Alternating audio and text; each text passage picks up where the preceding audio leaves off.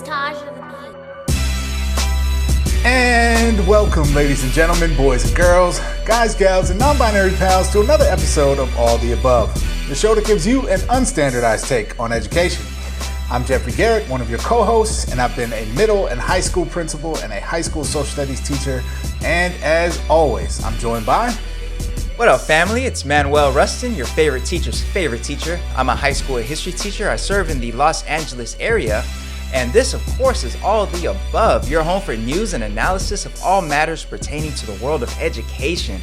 We are so glad you are here for today's episode. Jeff, do you know that this marks about 5 months exactly since we've recorded in person together? 5 months since you've seen me in person. You miss me, Jeff? Yeah, man.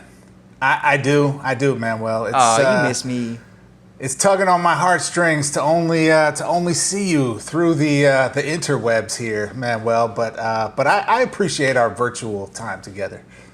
Yeah, for sure. This has been a great string of episodes, and if you're new to our show, man, we're so happy to have you. And definitely check us out on YouTube if you haven't already. We're there at youtube.com/alloftheabove. These are video episodes, so you can see our beautiful faces. But of course, we're available on all your favorite podcasting platforms. Shout out to all of you who have been submitting reviews via Apple Podcasts.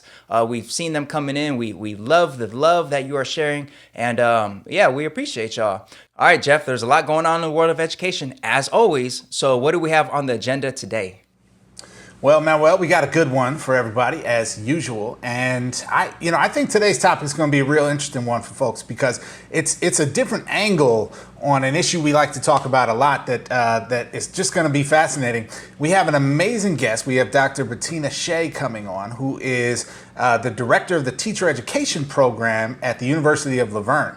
And she is also a very proud, prominent voice in the Twitterverse on issues of education as it pertains to Asian Americans. And in this kind of historical moment we're all living in, a lot of the issues that have to do with Black-Brown solidarity and Asian-Black solidarity, right? And so she's going to come help us kind of explore this topic of when we talk about racial disparities in education, we often frame it as kind of like Black and Latino and Native American students and white and Asian students as kind of groups lumped together.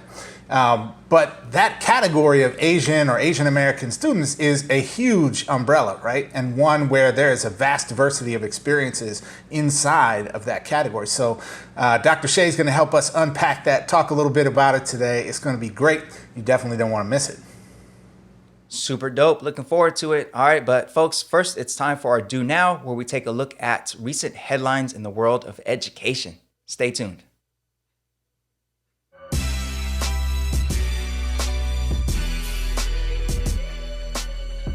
Hey folks, really want to thank you all for being great supporters of All the Above. And I know many of you have asked, how can I help support the show? It's super easy. All you have to do is go to aotashow.com/support. That's aotashow.com/support. There you can contribute on Venmo or Cash App. You can subscribe via Anchor.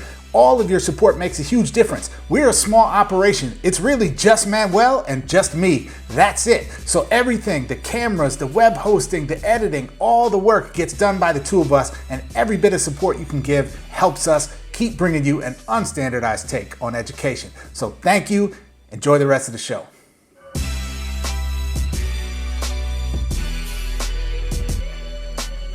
All right, folks, now it's time for the Do Now, where we take a look at recent headlines in the world of education. Jeff, how are we doing the Do Now today?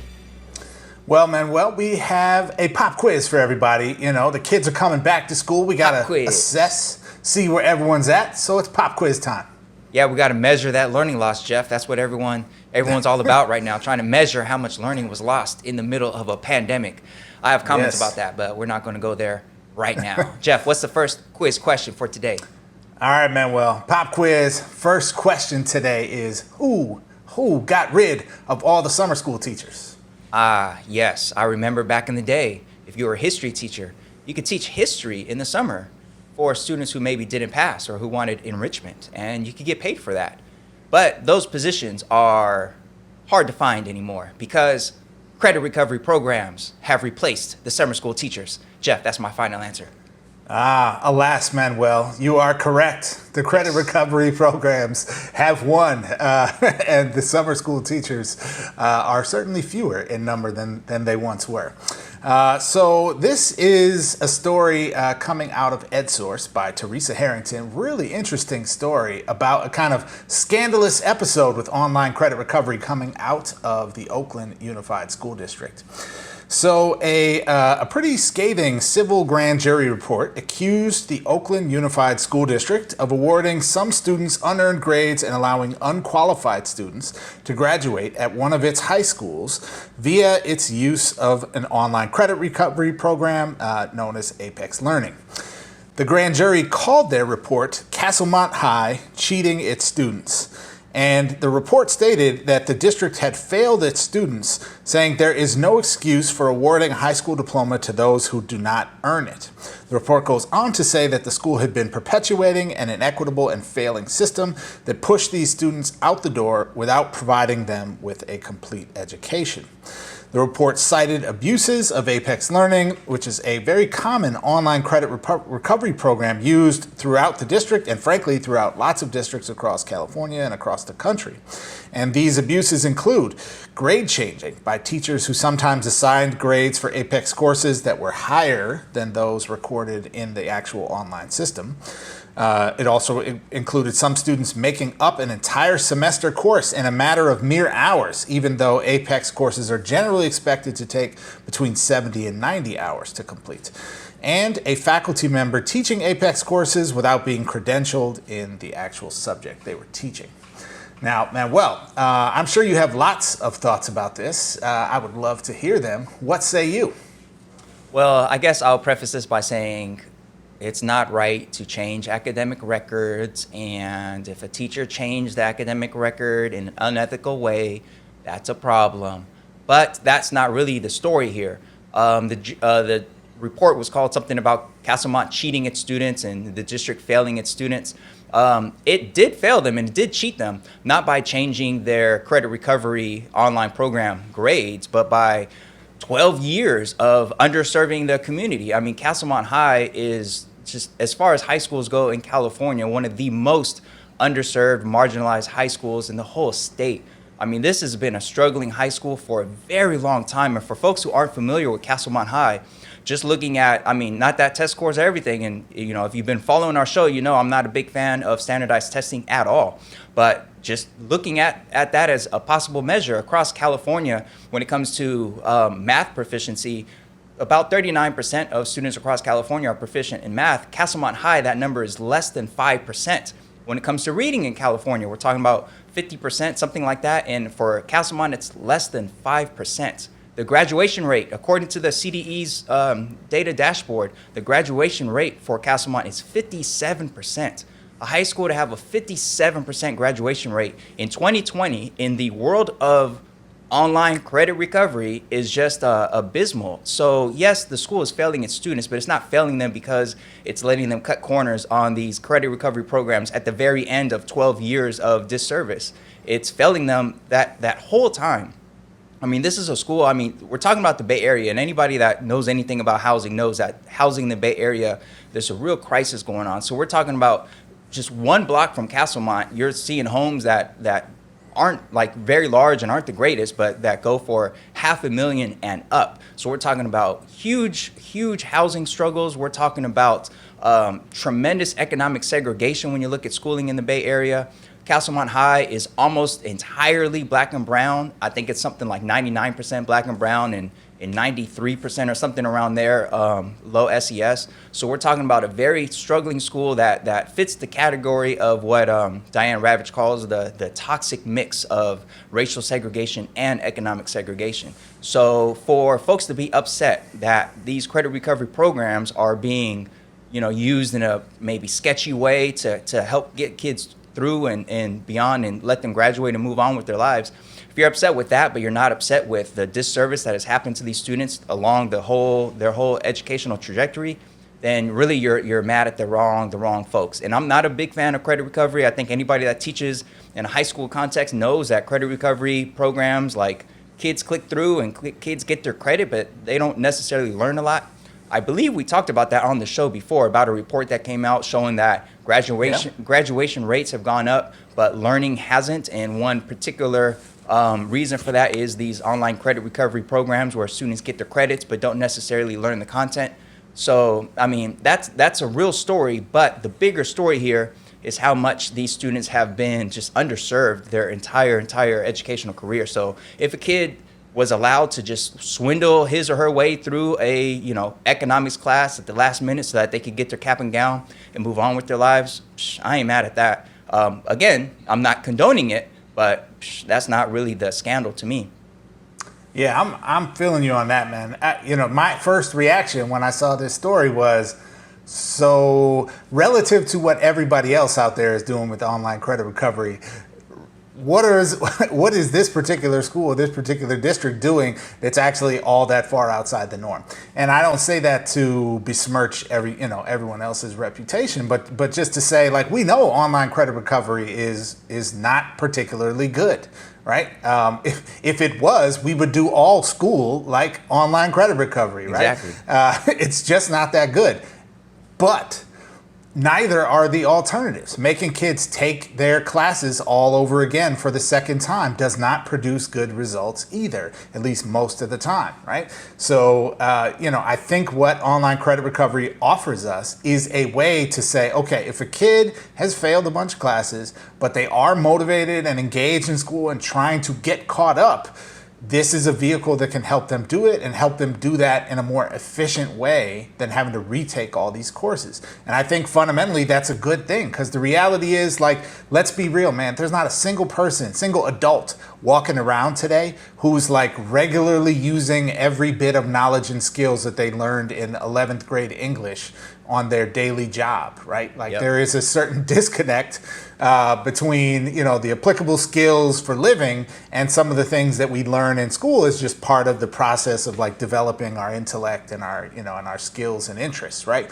So I to be honest, I'm not like, we have so many issues and scandals to worry about in education, and this is nowhere near the top of the list to me.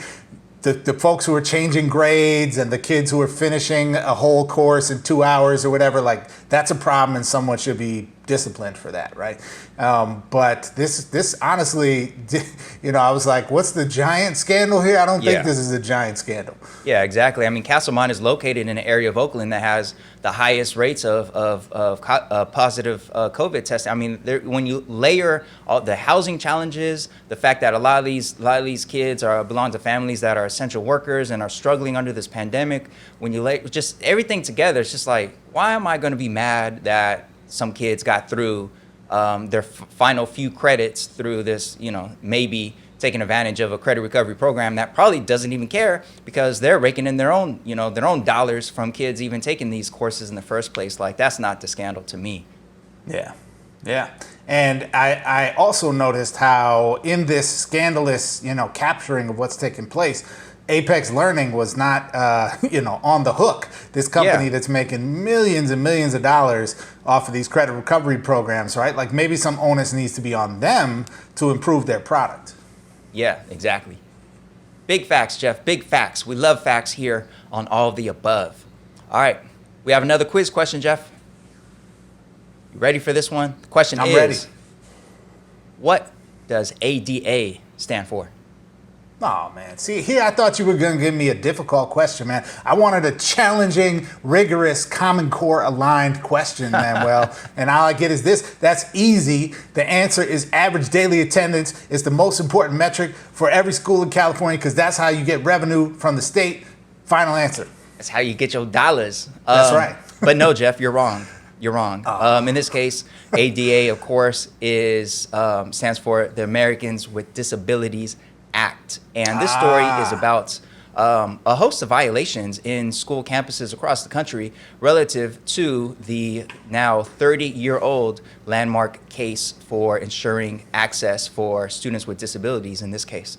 All right, so this story comes from Michelle Diamant for disabilityscoop.com. And basically, her story profiles this this report from the Government Accountability Office that found that 30 years after the Americans with Disabilities Act became law, most of the nation's public school districts remain inaccessible to students with disabilities.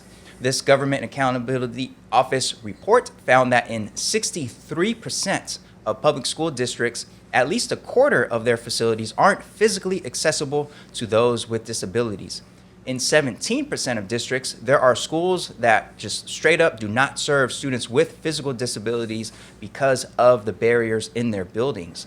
These problems range from ramps that are too steep and playgrounds and restrooms that are inaccessible to door handles that are difficult to use, and a host of other issues such as barriers related to safety and security. So for example, for security, a lot of schools have installed double doors or extra defense around the doors with limited maneuvering space that could trap people who use wheelchairs. So here schools are trying to protect students, so-called, from school shooters, and they are in fact building traps for students with disabilities in many cases. So the report looked at 55 schools across 6 states, and an estimated 70% of these districts had large-scale renovations, small-scale upgrades, or accessibility evaluations planned for these next 3 years, but these districts often cited funding constraints as a challenge to these efforts.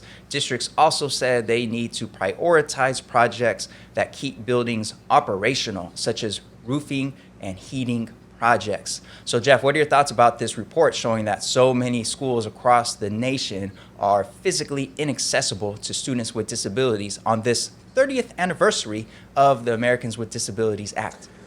You know, Manuel, my reaction is I'm really glad we're talking about this right now, because this is a massive issue, right? And in general, right, this issue of accessibility is one that is, that's obviously important as a major civil rights cause, right? But if we think about the role that school plays in society, right? Like, school is one of those institutions that is supposed to be accessible to everyone by default. You don't have to pay to go. You shouldn't have to, meet some kind of qualifications in order to be welcomed. Whatever your needs are, we work to meet you where you are and help address those needs, right? And in terms of physical access to folks with physical disabilities, this is, the reality is, like, we're just not there, right? We have major barriers in lots of school campuses across the country. Now, I will say, of course, there's some there's some just practical realities that are at play here, right? So, like, there are older school campus buildings, and there are huge cost implications to add elevators or to, modify the physical plant in order to make them accessible. And that, I don't imagine we can just snap our fingers and fix all those problems. But there's a big difference between expecting us to snap our fingers and it to be done and waiting 30 years and it's still not done, right? Yep. And so to me, the length of time is the issue here, where we have failed, right? Just failed. And I would tell you, Manuel, someone who spent, still the bulk of my career in New York City, a city and a district that is just like massively, schools here in California have problems. Schools in New York City, I could probably count on one hand the number of schools I visited that were like truly accessible, right? And then you add on to the fact that people get to school by taking the subway, right, or taking the bus, and the buses are accessible for the most part, right? But the subways are not. Very few subway stations have elevators or ramps at all. You have so many barriers in the way of folks in wheelchairs. Or I had a major knee surgery about 10 years ago, and I was on crutches for like 4 months. And even that experience for me was tremendously limiting and tremendously difficult. And at that time, I was working in a network of schools and traveling around to different schools. And I remember the feeling of like, I don't know if I want to go to that school this week because it's so difficult to get there. And when I get there, there's no elevator and the school's on the 3rd floor and I have to get up to the school on the 3rd floor, right? So these are very real issues. I know a lot of folks who are able-bodied don't think about particularly regularly, but this is a huge issue, Manuel, and I'm glad we're talking about it today. Yeah, I'm glad you brought up that point at the end about how a lot of folks who are able-bodied don't really think about these things. I know that's one thing that I've been trying to work on, is just my own ableism and my own, just the fact that we speak about marginalized populations so much on the show, and so much of what I do is driven by my pursuit of educational justice for all groups. And a lot of times I just don't really think about students with physical disabilities in this case. And that's something that I definitely have to work on. I really definitely take it for granted, just like that me and the majority of the students I have are able-bodied folks. And I don't really think about the fact that even though, you know, the building I work in is pretty old. Our campus has been there, the school has been there since the 20s. I mean, Jackie Robinson graduated from our school. I don't know necessarily the building that I work in. I don't know how old that building is, but I do know there's elements of it that are hard to maneuver. And I just, you know, never really think about that as as I try to process all the things wrong in education today. So I'm definitely glad that this story is being highlighted, and I'm hoping that we get, you know, the report itself recommended that it's not just a funding issue necessarily, but it's also a technical assistance issue. I guess when it comes to stadiums and public gathering places, there's a lot more technical assistance from the Department of Justice about how to meet the requirements of the Americans with Disabilities Act. But when it comes to school campuses and classrooms, there's less technical assistance, at least according to this report. So the one thing that the report recommends is that the Department of Justice and the Department of Education work together to help schools understand what they have to do to be ADA compliant.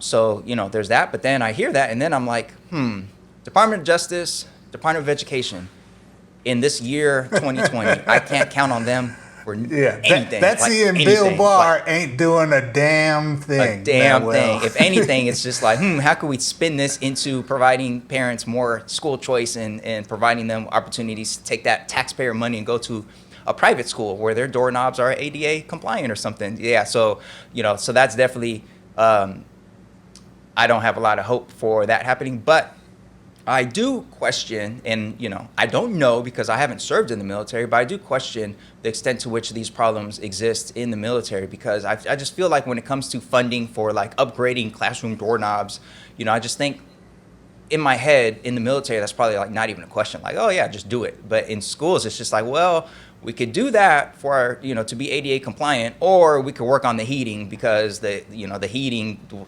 isn't working, and that's, you know, that'll benefit a greater number of folks. I don't know. So making those decisions, as were referred to in the report, I just can't help but think about how much money we spend on our military and how far that money could go if we used it to really, really work on our infrastructure, including our physical campuses and whatnot. So, yeah. Absolutely. Yeah. No, this is an important story. I'm glad we're talking about it. And, you know, we need to do better, right? We are in some cases. I know you folks will probably notice, you go to a newer school campus, right? And you'll notice ramps and elevators and, you know, wider spaces and some of those sorts of things that are very clear cues that this is being made as an accessible space. But we have a long way to go right now, and we should demand and expect more from our school systems, and we should pay to fix them. Yeah, straight up. All right, folks, that about does it for today's Do Now. And up next, we will have a super dope conversation with Dr. Betina Hsieh about Asian Americans and education and justice and all things in between. All right, so stay tuned.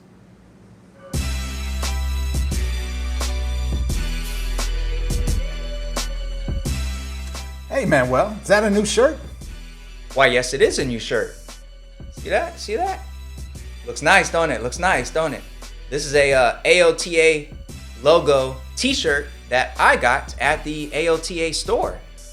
Folks, if you want to support us and buy some merch, we got t-shirts and hoodies and mugs and all that stuff. If you go to aotashow.com/support, you'll see a little button there for merchandise, and click on that. It'll take you to our little storefront, and you can get a shirt like the one I'm wearing right now, or a hoodie, or whatever you want. All right, so aotashow.com/support, and you'll see the little button there that'll take you to our store.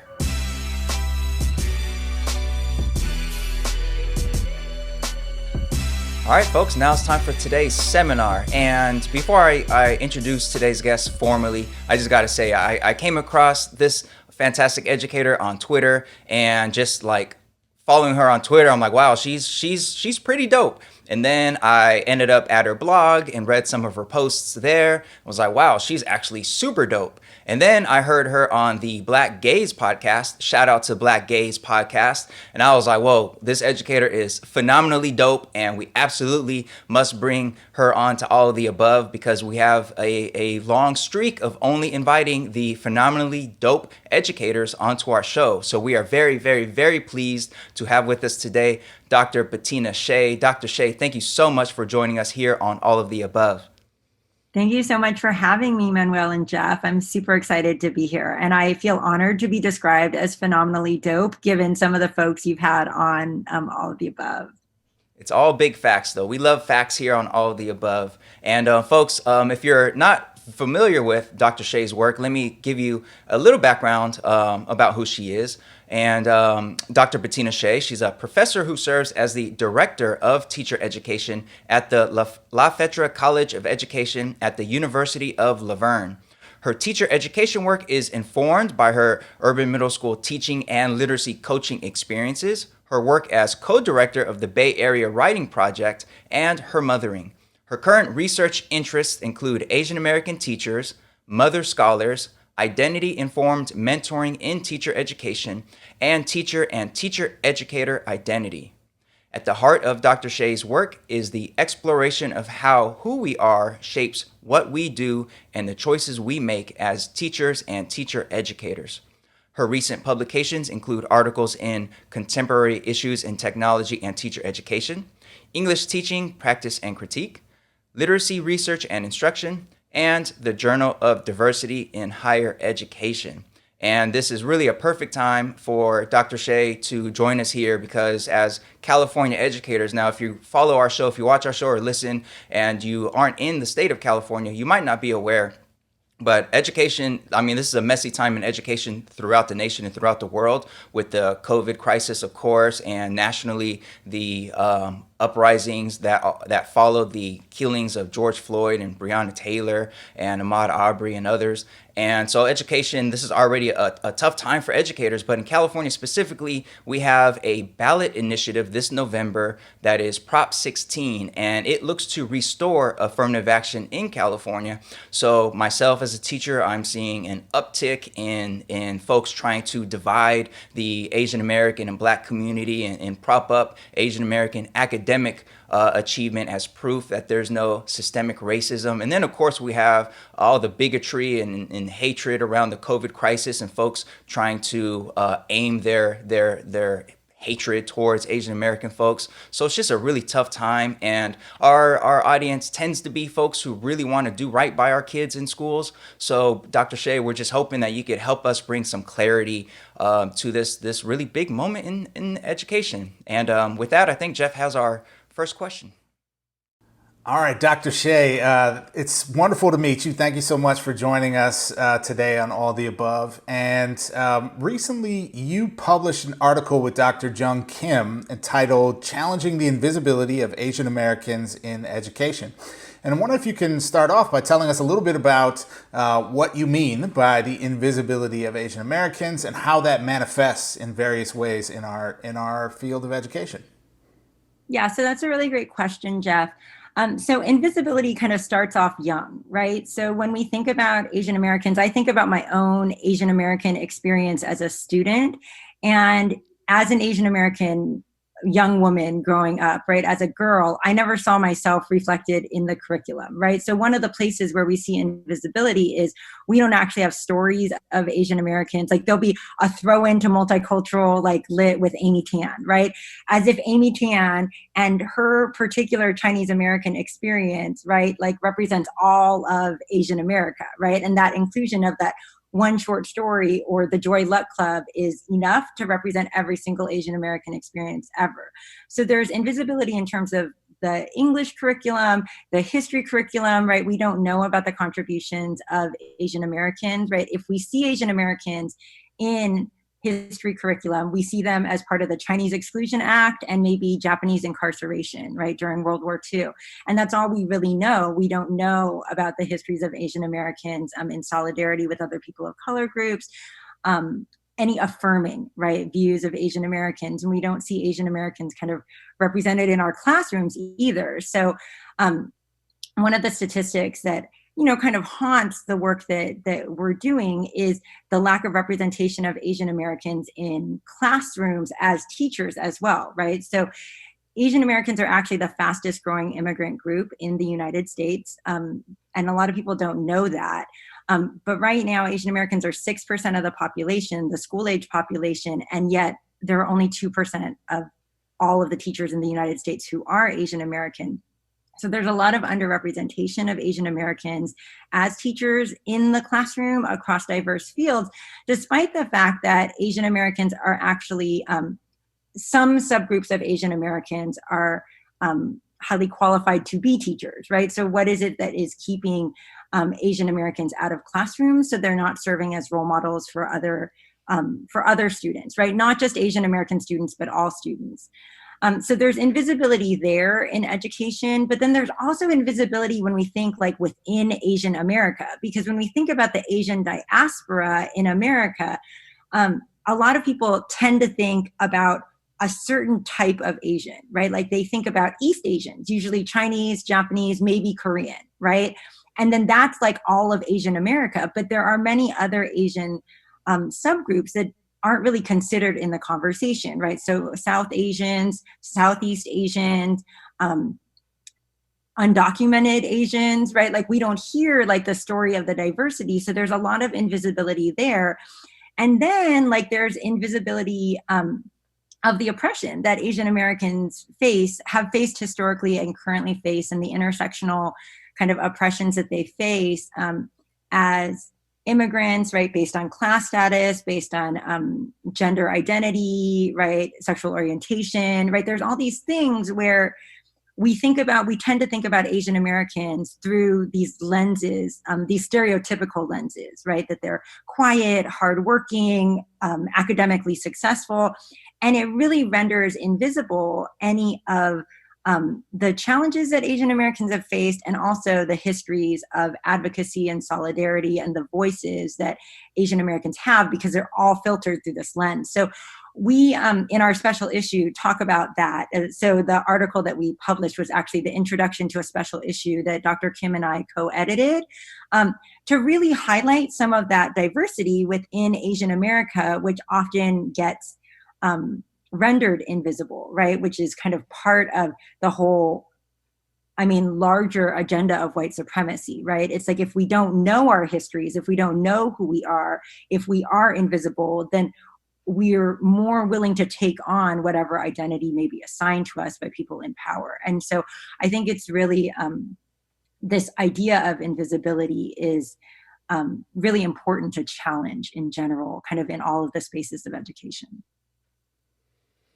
Yeah, for sure. That's deep. And that takes me back to I grew up in South Sacramento, and my neighborhood was really diverse in the sense of we had Black, brown, we had a lot of Asian American folks, and the folks that I grew up with who are Asian American, a lot of them were Vietnamese or Hmong, a lot of Southeast Asian folks who like me and my friends and everybody else in the hood were like struggling. And I remember like when the affirmative action debate was kicked up in the 90s with Prop 209, I remember hearing folks talking about how great Asian Americans were doing in schools and this and that. And I'm looking around, I'm like, man, they in the streets just like me and my friends. What are you talking about?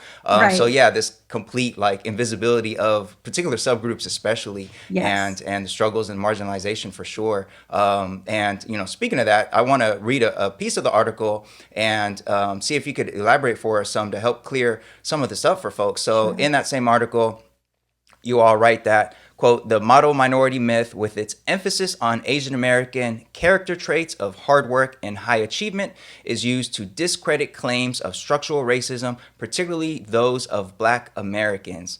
And we're seeing a lot of that play out now. I've seen, I don't know how many tweets already from anonymous accounts or from bots or from trolls, basically pointing to academic achievement of Asian American folks and saying, sarcastically, like, oh yeah, there's so much systemic racism, huh? That's why Asian Americans are outperforming everybody else. We're wondering if you could talk to us a little bit more about that model minority myth and that effort to try to use that as a I guess, piece of evidence that there is no such thing as structural racism anymore.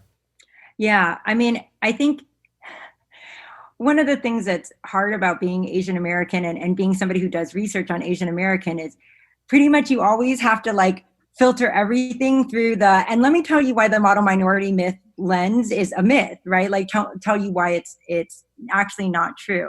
So one of the things is, as I talked about in the answer to the last question, right, the model minority myth is based on a very particular group of Asian Americans, right? And it ignores the structural components of the creation of even the group that it says is the model minority, right? So if we look at immigration policy, right, immigration policy created the model minority myth. And if we look at how Asian Americans were viewed prior to the 1960s, 1970s, there was no model minority, right? Asian Americans were characterized with many of the similar stereotypes that we hear against other people of color groups, right? That they were dirty, right? They are foreign invaders. And we're seeing some of that with kind of the rise in COVID-19, xenophobia and racism.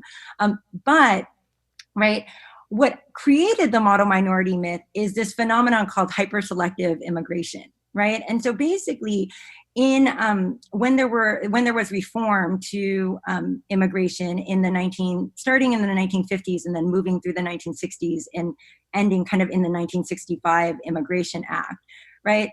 It said that there would be priority given to very high achieving, right? The highest of the high achieving, like immigrants from particular countries, right? And a lot of these were East Asian, South Asian countries, right? So we see that there was this structural creation of like, oh, the elite of the elite academics, like scientists, like engineers, like they can come over and they get a shot at being American, right? Like they get to come over, they get to be Americanized sort of, provisionally. And then we get to hold them up, right, as a tool to say that discrimination doesn't exist. So first of all, like that's a problem. And then when we look at Asian American success, again, like you said, Manuel, like we're not talking about every single Asian American, right? If we actually disaggregate the data, right, and look, the model minority doesn't apply to all Asian Americans. So when we talk about Hmong and Laotian, Cambodian, right, Americans, we see rates lower than African American Latinx students of high school completion, of college entry, of percentage of folks over 25 who have a college degree, right? If we look at newer refugee communities, if we disaggregate in a variety of ways, we see that it's not true, right? It really is a myth that like all Asian Americans are being successful. And then the thing that is also super ironic about Asian Americans being used to like justify like the end of affirmative action is that Asian Americans have benefited extensively from affirmative action, right? Like there's evidence to show that actually affirmative action and race conscious admissions processes, race conscious hiring processes actually benefit Asian Americans, because I think there's this idea, right? Sorry, I know we may be talking about affirmative action in a minute, but there's this idea that like we don't need the help. But the fact is that like hard work isn't enough to break down these structures, right? So when we think about the bamboo ceiling, right? Like, so even with Asian Americans getting all this academic attainment, they still don't get paid at the same rate that white people doing comparable jobs that may be less educated than they are. They don't rise up past middle management, right? So there are still certain barriers that happen. And then, again, this prop of divisiveness of the model minority. So it's not true. And then when it's used to divide Asian Americans from other people of color groups, and say like, okay, well, you can have this like elevated status, right? As long as you buy into the current structure, and that's not helpful for anybody, right? So I don't know I feel like I kind of wove my way around the seminar there, but that was does that right help break it down a little bit? Yeah, yeah. And Dr. Hsieh, as you were talking, you were making me think, and Manuel's earlier comment also resonated with me because so I grew up in St. Paul, Minnesota, which a lot of the country might not know a ton about, but has one of the larger Hmong populations Yep. of any metro area in the country. And it wasn't actually until I got to college that I learned about the idea of the model minority myth. And I remember looking around and being like, "Who's this model minority of Asians that Right. you're talking about?" Because they live in the hood like Black and brown folks do, and they get excluded from the gifted and talented programs in school, and they get harassed by the police, and they are in the same struggle as Black folks are in a lot of ways, and so the sort of gigantic umbrella, maybe for lack of a better term, of the very concept of Asian American is kind of an interesting starting place for the conversation. And I think in the preface to your article challenging the invisibility of Asian Americans in education, you and Dr. Jung Kim even mentioned that the sort of like we're using this term, but this term is perhaps a challenging term unto itself. I wonder if you could share a little bit more about that. About the challenge of the term of the model minority. Of the use of the term Asian American Oh, as Asian like American. as sort of an Yes. all-encompassing monolithic term. Yeah, absolutely. And before I get to that, I just kind of wanted to go back to something you said, Jeff, about how both of your experiences, right, and where you grew up and growing up around Asian Americans that aren't kind of part of the whole model minority myth. I think one of the things that the model minority myth does too is when Asian Americans aren't performing like they're expected to, they're cast as lazy, right? Or they're cast as like, well, why aren't you being like this way that we think you're supposed to be, right? Like it must be laziness. And so a lot of times Asian Americans who are struggling in school don't get the supports that they actually need because people think that, oh, well, it's because you're not this thing that you're supposed to be, right? Because society casts you in this role. So you're not actually getting the support that you need when you're actually struggling.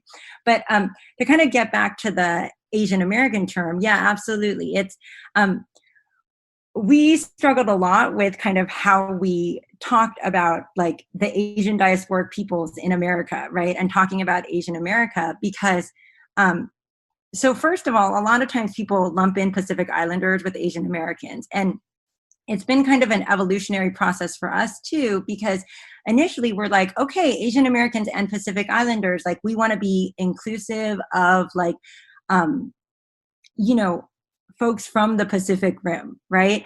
And then Pacific Islander scholars were like, well, yeah, but if you're not going to actually include like scholars from the Pacific Islands, right? So Native Hawaiians, if you're not going to hear from people, right, who are Pacific Islander, then don't use the term AAPI, right, which is a term that we hear very commonly because we actually then erase the Pacific Islander experience in Asian America, right? And when we use Asian American, like we have to be really conscious of, again, that erasure and that invisibility. And, for Jung and I, because Dr. Kim is Korean American and I'm Taiwanese American. And if we look at, like, if we do just aggregate the data, right, Taiwanese Americans happen to be like up kind of towards that upper echelon of like highly college educated, right? There's a lot of privilege. And we're both,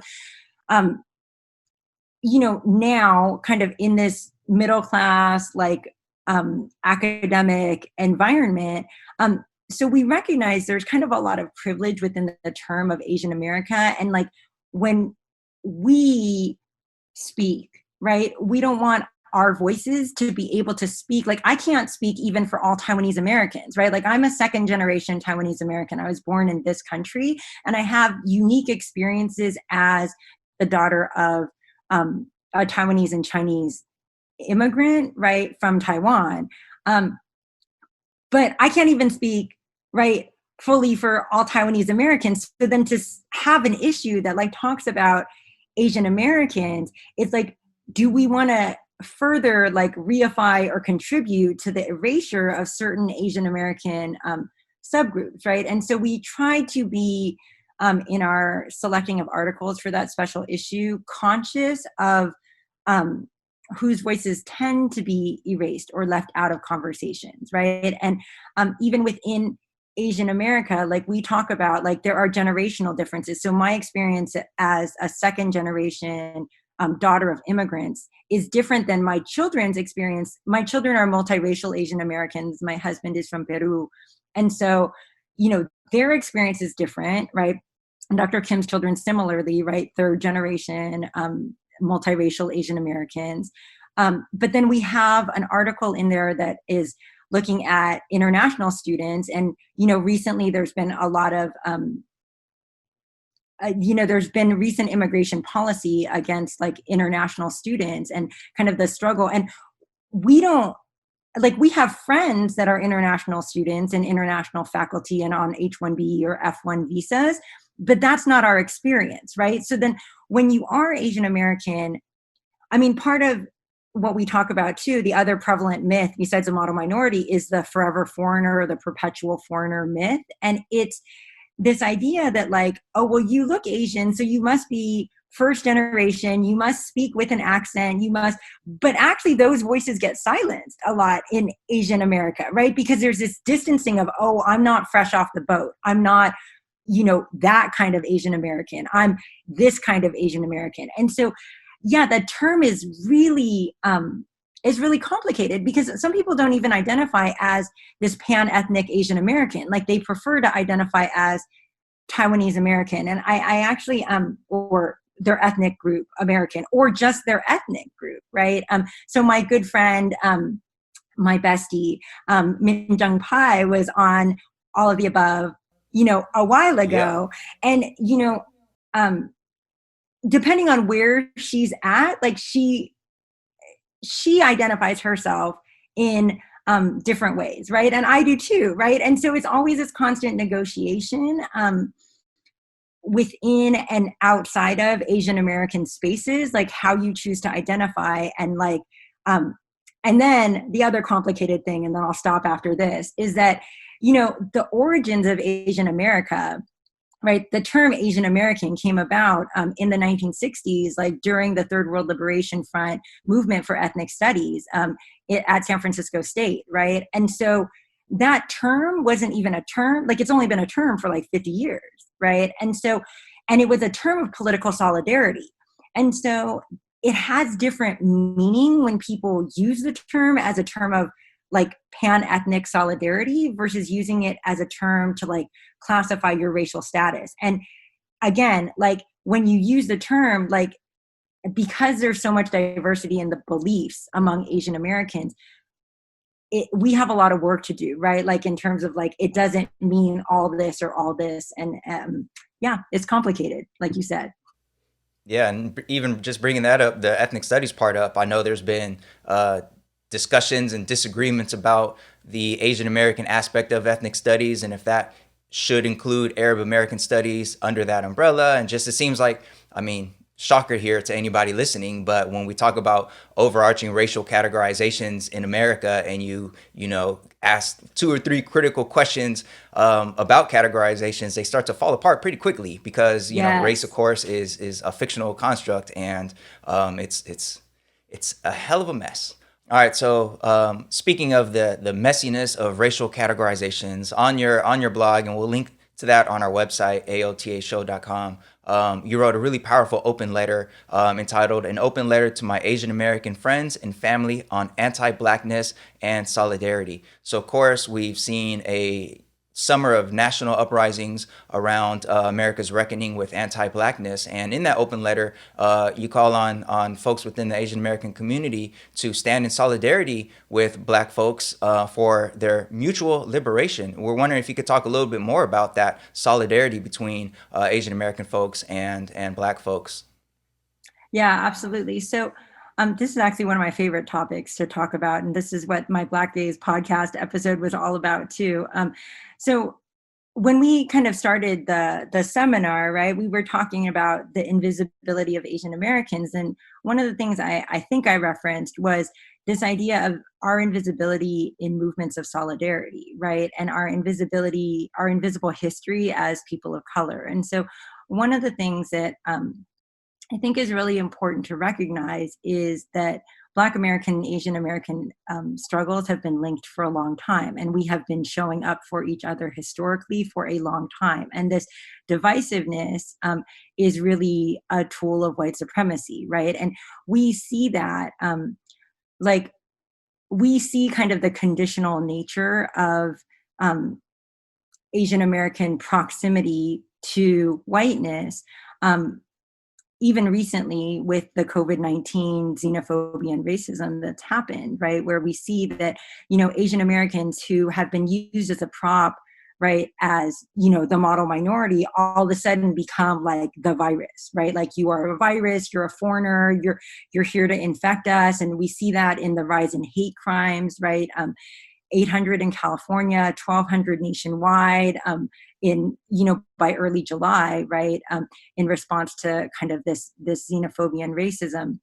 And so we have to recognize that our status is conditional. And I think one of the things that has happened to Asian Americans, you know, in this time kind of leading to COVID, is there is this erasure, right? There's this, like, because we don't know our histories and our histories of solidarity and our histories of mutual oppression and our histories, and the current reality of that, right? We don't understand the importance of solidarity, and not just solidarity because Black leaders led the civil rights movement that led to us getting rights, which is true, right? But also solidarity because we've been part of this movement for a really long time. And it's really important as people of color that we recognize that we, as you said, Manuel, like, our liberation is mutually bound, right? Like, we don't need to fight for the scraps of white America. Like, we actually are the majority, and we actually are, like, our oppressions are different, right? Like, we are racialized in different ways. We have different consequences, right? Like, anti-Blackness, like, this country was founded on anti-Blackness and indigenous genocide, right? So, like, we're not in that same, like, oppression category, and it's not the oppression Olympics, right? Like, Black Americans show up and show out for Asian Americans. And we also, right, like, not just as a return thing, but because, like, we understand that, like, as people of color, like, we need to have the right to tell our stories, right? And when we all come together and say, we need the rights to tell our stories, we need the rights to live our lives, right? We need the rights to exist in a world where we can be free and not have to be justifying ourselves and our existence based on stereotypical lenses of who you think I am because you see me on the street. And then I have to prove you wrong by opening my mouth or bringing out my degrees or, like, acting a certain way or code switching or whatever. We can relate to those experiences. They're different experiences, but in so many ways, like, we feel the weight of white supremacy, right? As Asian Americans, as Black Americans, as, Latinx Americans, like, you feel it, right? And so the importance of solidarity is, like, we need to come together, right? If we look at the history, again, like, I'm going to bring up the ethnic studies movement, like, how did we even get to tell our stories at the higher education level? It's because of a movement of solidarity, right? It's because, like, the people of color in the world, like, came together and said, we have more to benefit from coming together. Like, we are the majority when we come together. And so it's really important. And the thing is that Asian Americans do, in many respects, have some privilege, right? Like, it's the model minority myth. It's a lie. But there is truth in the fact that I have a lot of privilege, right? Like, I am heard differently as a non-Black person of color who is Berkeley educated, right? Who,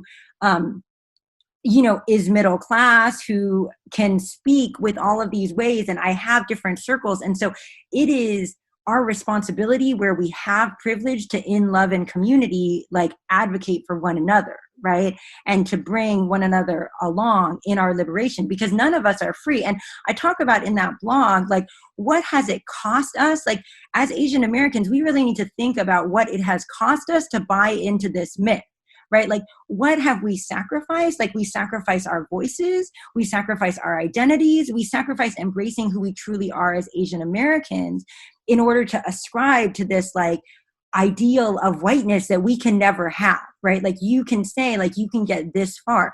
And that's why respectability politics, right, like, that come up for people of color groups, like, it affects us all differently. So, you know, when we talk about solidarity, we have to use the privilege we have. And I think as Asian Americans, we do have some privilege that our non-Asian American people of color, brothers and sisters, don't have, right?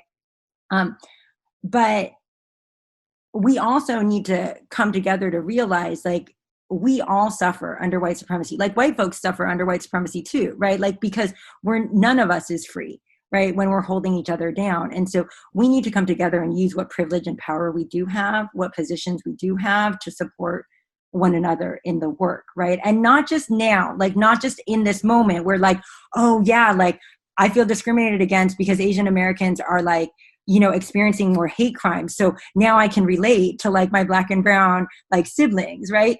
No, it's like, this is just a manifestation of the things that have been happening systemically for years and years. And so we really need to build this as a solidarity movement. And this moment that we're in, this current historical moment, can really help us build towards movement. Yeah. Well, here on that on that point, sure. Dr. Hsieh, for sure. And I'm wondering, for our final question today, if we can kind of pivot a little bit of our attention to your direct work around teacher education. And the state of California, like most parts of the country, suffers from a bit of what we would call a diversity gap, right? So, you know, the population of the students of our state is majority students of color, and the population of the teacher force, you know, nationally certainly is still overwhelmingly white. And I wonder if you can share a little bit about how in the teacher preparation program at the University of Laverne, you all are working to kind of address these issues and prepare teachers to teach the diverse, rich student body that we have, and also, you know, working across difference. Yeah, so that's an excellent question, Jeff. Thanks for asking it. So there's a lot of different fronts. So I think kind of bridging the last question with this question, right? Because some of the work is solidarity work, right? So I recently was on a webinar on Black male teacher pipelines, right? So, like, when I talked earlier about, you know, Asian Americans being 2% of the teaching population kind of across the nation, right? It's a little bit higher in California, but Black males are 1.2% of the teaching population in all of California, right? And we even look at a state as diverse as California, and we do see that diversity gap, right? It's a little bit less bad in California than it is kind of across the nation, but we still, you know, have a lot of students of color. Like, we have our majority students of color, and we have majority white teachers, right? And so one of the things is we do have to build pipelines for teacher of color success, right? And so I'm new to the University of Laverne, and we are working on building those pipelines within our program.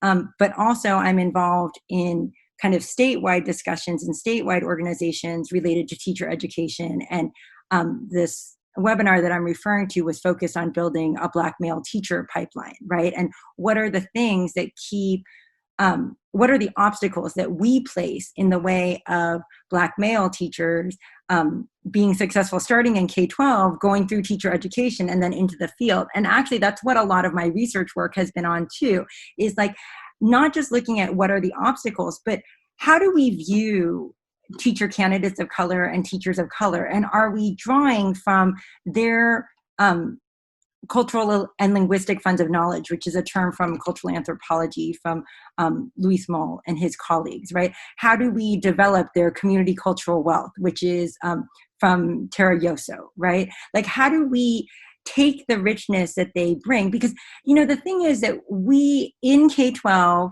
right, and teacher education and the field still see teachers of color through a deficit lens, or students of color. We see people of color through deficits because that's what's been ingrained in us, right? So we see and we're like, oh, what's wrong with their home life? What's wrong with them? Like, why aren't they being successful? Because, when you reproduce the teaching structures, right, the teachers are people who have been successful in education. So then when they see a student that's not successful, they're not looking at themselves, they're looking at the student and saying, what's wrong with the student, right? And so we've seen, right, there's evidence, there are studies, there's research that's been done that says, teachers of color are more effective, not only with students of color, but they're preferred by all students, right? White students, students of color, they're preferred by everybody. But we see there's pipeline leaks all the way around, right? Because if you don't have a good K-12 experience, some of my teacher candidates who are teacher candidates of color are like, well, I chose to go into teaching because I had a terrible experience and I don't want to be that teacher. But most K-12, students of color who have made it successfully through college are like, well, I'm done with K-12 because look at the way I was treated here. And like, I made it. So like, I'm going to go make more money doing something else because now I have a college degree, right? But then the ones that stay, they face microaggressions. My good friend, Dr. Lynette Mawini, she's, I believe now at the Graduate School of Education at the University, or at Rutgers. So she has done some work on teacher pushout, right? Like teacher of color pushout or urban school teacher pushout. And we see that begins even in teacher education, right? That we see that there are gatekeeper tests that are keeping teachers of color out, gatekeeper, mentors, right? Like if we don't have mentors that are teachers of color that recognize the assets that they bring in, like that's a gatekeeper. And then when we look at the field, right, what teachers of color, just like faculty of color, are asked to take on, right? This extra advising role, this extra like, oh, we need a diverse representative. Let's call on, because there are so few people of color that it's like, okay, well, we need, and then the teachers of color themselves are like, well, we have to take this on because this is our community, right? These are our kids, like, and they burn out, right? And it's not just burnout, it's push out, right? Like it's active structural push out, right? Because people are tired because you can only do so many things in one body, right? And so to get back to kind of your question about like, what are we doing about it? So one of the things is we have to start looking at ourselves as teacher educators, because teacher education is also predominantly white as a field, right? And so one of the things is teacher educators of color, like I actually recently wrote an article on this, co-authored this with Dr. Oscar Navarro and Dr. Sherry Duckman and Ms. Christine Quince.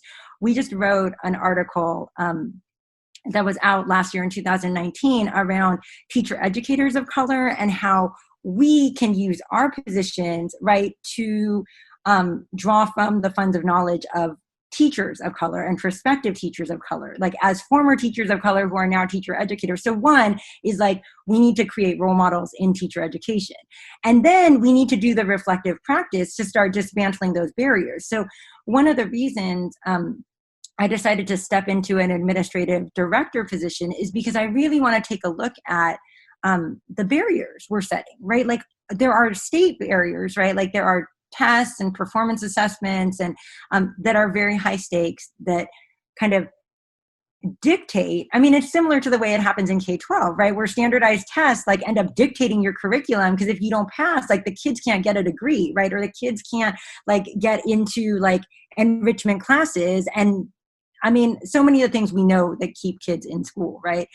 So we have that same high stakes assessment at the teacher ed level, right? And so, but there are things given to us by the state, and then there are things that we do as a program, right? So are there ways to reconceptualize the work that we're doing to honor wanting to give teachers, all teachers, teachers of color and white teachers, like the skills they need to be successful, but removing some of the barriers that we know are and being aware of our own biases as teacher educators in terms of working with teachers of color.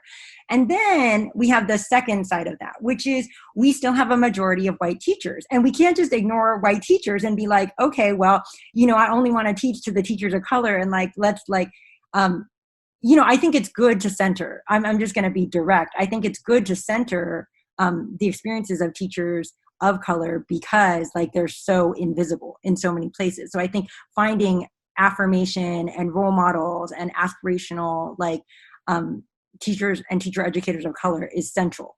But I also think, we're not going to deconstruct whiteness alone, right? And we're not going to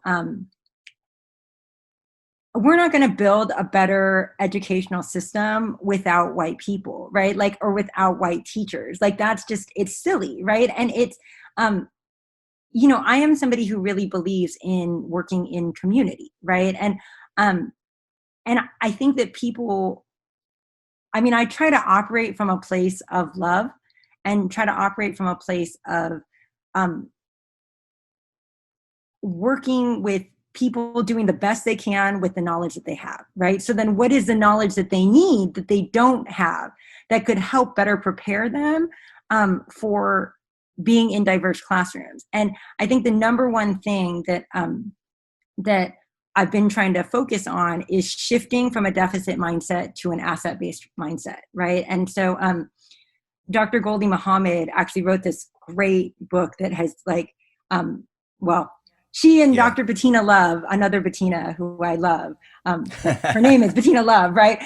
They wrote these books that have really been central to my thinking. So Dr. Love's book is We Want to Do More Than Survive, right? And then Dr. Muhammad's book is Cultivating Genius, right? And both of these books, so Dr. Love's book really talks about the damage that we do, particularly with Black children, but Black and brown children, right, in our educational system, right? And the way that we spirit murder these children, well-intentioned teachers, and she's coming from a place that teachers aren't going in to spirit murder children, right? That's not why we get into the profession. But when we reproduce these harmful acts, we are actually hurting children, and nobody wants to hurt children. Teachers don't go into teaching to hurt children, right? But then how do we counteract that? Well, we have to be able to see our children for the genius that they have. So Dr. Muhammad's book, Cultivating Genius, right, is beautiful because it really centers the assets and the genius that Black children, that children of color bring to classrooms, right? And we have to be able to see, if we reframe, even the term English language learners, right, to emergent bilingual students, right? If we start to think about the fact that we think about additive bilingualism when somebody's first language is English, but we don't think about it that way when somebody's first language is something else, right? And that's a deficit mindset, right? So if we can begin reframing that and thinking about knowledge can be different, but it's not bad, and come from a place of, okay,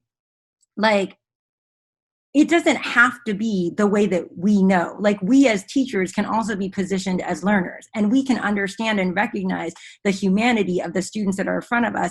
And we have to be aware that this is not a kumbaya, yes, everybody brings knowledge. Knowledge has power, right? And we have to teach our teachers to be aware of the systems and structures of power, because you can't counteract something that you can't see, that you don't know, right? So I would say, really concretely, the number one thing is deconstructing that deficit mindset, right? And starting to approach children and teaching through that asset-based mindset, and then giving teachers tools to be not just culturally responsive, but culturally sustaining, but then also helping them to act in anti-racist ways, right? We can't just go on with business as usual and say, yes, I affirm you, if we're not actually willing to give up power in certain ways. And that means that you're not always going to be right, and you're not always going to know. And that's uncomfortable, but we have to prepare teachers to be uncomfortable, because otherwise, it's our students who bear, and predominantly our students of color, our students in poverty, our LGBT students, our students with disabilities, who are bearing that discomfort because they don't fit into, what teachers think our successful students should look like. And so that's the work that we're really trying to do. In my program, we have a really great dean. We have great faculty that are taking hard looks at themselves and beginning to look at how are my practices teaching to this test, or like, not affirming the brilliance of the students who are in my class. And we're thinking about how we place students and making sure that we put them in kind of diverse environments, and gradually help them to understand like how to frame students with asset mindsets. So yeah, that was a lot. Sorry. It was all dope though. People, I told you at the start that this guest is phenomenally dope, and now you know what I was talking about. And this is one of those that you might have to give a second listen to, and the second time have a pen or pencil in hand, because there's a lot of learning going on in this, and you definitely want to take notes because Dr. Hsieh, you brought so much dopeness to this conversation around not just the ongoing fight for educational justice, but also the specific issues within how we frame certain communities and how we frame certain issues in education. So folks, on our website, we're going to put links to her blog and to some of her publications and to the Black Gaze podcast, so you could hear her speak more about the issue of solidarity between Asian American and Black folks. And Dr. Hsieh, I just got to say, the University of Laverne is very fortunate to have you for sure. And our very first guest on All the Above, Dr. Akita Kisane Long, I believe she still works there. So if you cross paths with her, send her a warm hello from the both of us. And I just can't thank you enough for spending time with us here on All of the Above. Thank you again for having me, Manuel and Jeff. Like, it was such a pleasure to be here. And yeah, thank you very, very much. All right, folks. So up next is our Class Dismissed, where we will shout out some folks doing excellent things in the world of education. Stay tuned.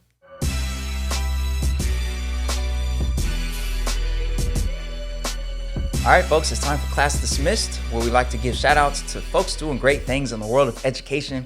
Jeff, what do we have today? Well, Manuel, we got a story coming out of the Houston, Texas area. There is a group of parents who refer to themselves as working moms and have formed some kind of organization called the Red Apple Protest. Was recently seen on Twitter in a, albeit somewhat hilarious post, being trolled by the Grim Reaper. Now, this Red Apple Protest group is pushing hard for Houston area districts to reopen physical school in the name of, protecting the needs of working moms and working families.